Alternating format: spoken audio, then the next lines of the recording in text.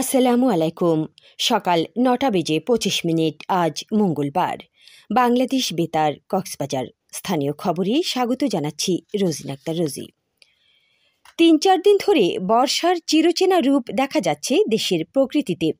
এখন মধ্য আষাঢ়, প্রায় সব অঞ্চলেই কমবেশি দেখা যাচ্ছে বর্ষার অঝোর ধারা। আবহাওয়া অধিদপ্তর বলছে এই অবস্থা থাকতে পারে আগামী শুক্রবার পর্যন্ত।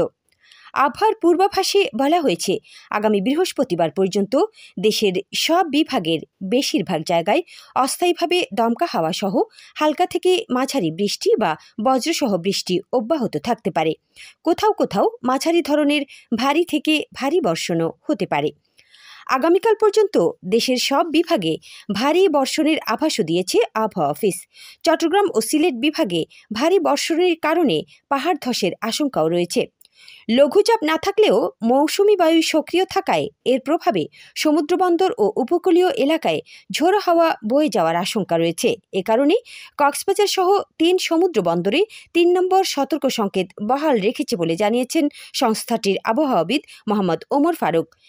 এদিকে অবিরাম বৃষ্টির কারণে পাহাড় ধসের শঙ্কায় পাহাড়ে এবং পাহাড়ের পাদদেশে ঝুঁকিপূর্ণভাবে বসবাসরতদের নিরাপদ স্থানে চলে যাওয়ার নির্দেশ প্রদানে মাইকিং অব্যাহত রেখেছে কক্সবাজার জেলা প্রশাসন।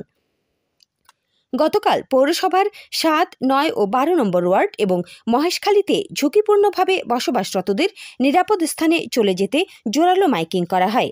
এছাড়া ২০টির অধিক ঝুঁকিপূর্ণ পরিবারকে নিরাপদ আশ্রয়ে সরিয়ে নেয় জেলা প্রশাসন। রামুতে মাধ্যমিক স্কুল পর্যায়ে দুর্নীতি বিরোধী বিতর্ক প্রতিযোগিতা গতকাল সম্পন্ন হয়েছে। উপজেলা প্রশাসনের সহযোগিতায় দুর্নীতি দমন কক্সবাজার আঞ্চলিক অফিস এ প্রতিযোগিতার আয়োজন করে। উপজেলা পরিষদের বাকখালী হলরুমে অনুষ্ঠিত বিতর্ক প্রতিযোগিতায় প্রধান অতিথি ছিলেন উপজেলা নির্বাহী কর্মকর্তা মোহাম্মদ রাশেদুল ইসলাম। এতে সভাপতিত্ব করেন কক্সবাজারে সংস্থাটির সহকারী পরিচালক অনিক বড়ুয়া।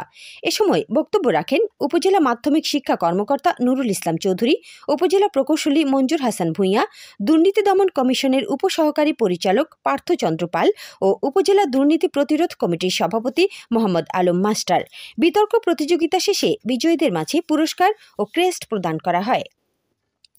টেকনাফ উপজেলা ভূমি অফিস গত ২০২৩-২৪ অর্থ বছরে ভূমি মালিক ও বিভিন্ন সংস্থা থেকে ১৯,৪৫,২৯,৪২৭ টাকার ভূমি কর খাজনা আদায় করেছে, যা গত বছরের চেয়ে ১৪,২৩,২৩,৩১১ টাকা বেশি।